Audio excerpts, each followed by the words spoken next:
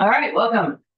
This is a committee of conference of the two institutions, committees of the House and of the Senate.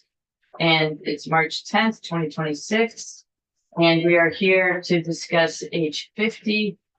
The Senate had some changes to it, then we received it back from the House with additional changes. And we're here to discuss those changes together. And I just want to say to the staff who is here, I'll just give you an opportunity if you want to say something, but if you do have something to say, just raise your hand if you don't mind. Okay. All right, well, let's introduce ourselves. Wendy Harrison. I represent the Wyndham District. John Benson, the Orange District. And Rob Blankett, James Gregoire, Franklin 6. Oh, yeah, folks, Connor Casey, here my friend. And Sean Sweeney, Shelburne, and St. George. All lovely places. We are all fortunate to live in Vermont. Yes, we are. So let us start with the House explaining the changes that you made, please. All right, we'll do the best we can. So our first change, we believe, is on line 13 of the new bill. You guys, the Senate had state-owned or state leased buildings and land. We took out for state leased. The reason we did that twofold. One, we weren't really sure what you meant by state leased. And if it means what we think it means, which is that we leased it, we don't have any control over turning it into a house or a property, right? So if we don't own it, we can't convert it, right? Because we're just leasing the space. The second thing we did was change biannually to annually. And that was in conjunction with conversations with the administration and what is current practice. So then we moved down to line like 19 and 20. We changed when requested by the commissioner back to annually for the same reason, just to make it in practice with what the administration already does, whether it's BGS or now with the Department of Housing and Community Development. So then on the opposite page, and on page number 2, we looked at your language of which is on line 5 through 7, but on your bill, I don't know because I don't have line numbers in your bill, but we changed it from commissioner whether any building is vacant or whether any land is statutory is necessary for the statutory purpose of the agency. We took out for the statutory purpose and made it for just unnecessary for state purposes. And the reason we did that is talking with Ledge Council, if I remember correctly, that not all state agencies have a clearly delineated statutory purpose that might fit this. So we made it more vague intentionally to better help the agencies comply. So then we have the effective dates, which were they're the same. Of each new biennium, which you guys had, but that was all same. And then we added section 2, which is the reason we added section 2, which is it's language that is mirrors basically the governor's executive order, what they plan on doing right now.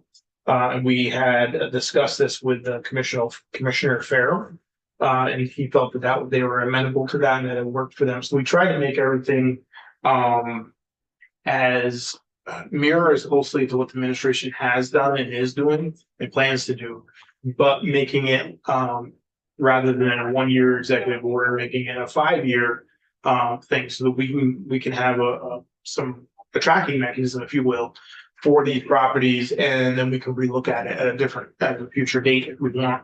We didn't want it to go in perpetuity or and just have it be another report to disappear. We felt if we looked at it for like a 5-year period until 2030, it would give us an idea of what's out there.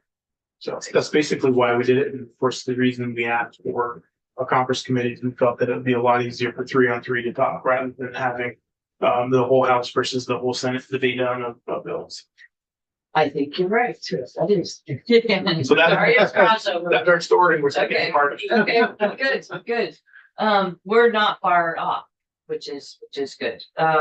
So I'll just go down the list. So the state-owned buildings and land. I think I had suggested that the least be in there just so that we could know what resources the state required to do the operations of the state. That was the intent of that. Looking at the buildings as an expense, and leasing is just a different expense, a different type of expense. So that was why that was in there. So can I ask you a question? Sure. Yeah, sorry, Senator, it was the intent, we were under this, to have the inventory of sort of office space that the state would be leasing with a private entity? Or was it more state-owned offices that were being leased to somebody else? The first one. Okay. Because if we lease it, then it's a state-owned building. So, right, Vermont Life, where there's a couple of buildings in Barry.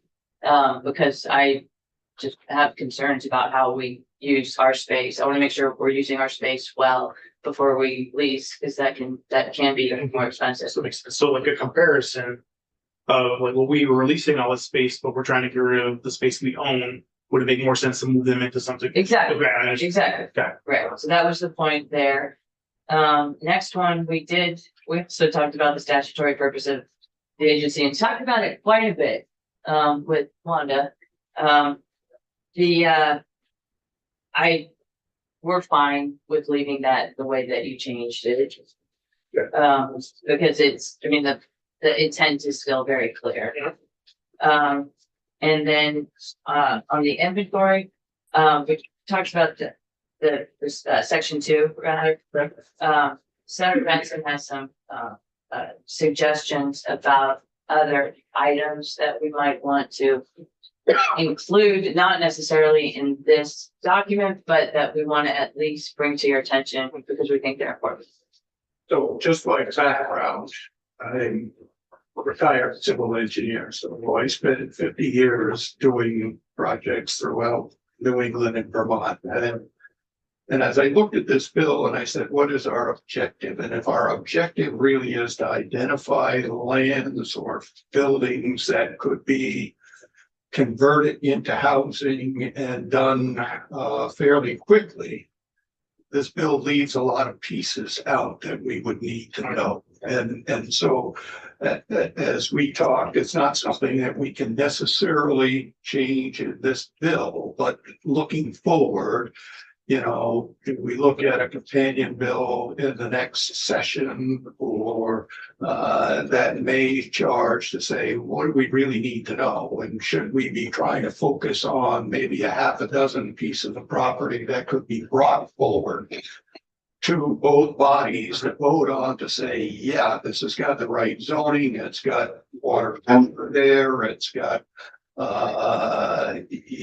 proper lands, it's not all wetland and so forth. We need A&R to weigh in a little bit. And so that there's a real desktop analysis done of the properties so that we could then bring forward and say to both of our respective bodies, here's 5 properties that we believe, and they're not necessarily in a place that doesn't need any housing.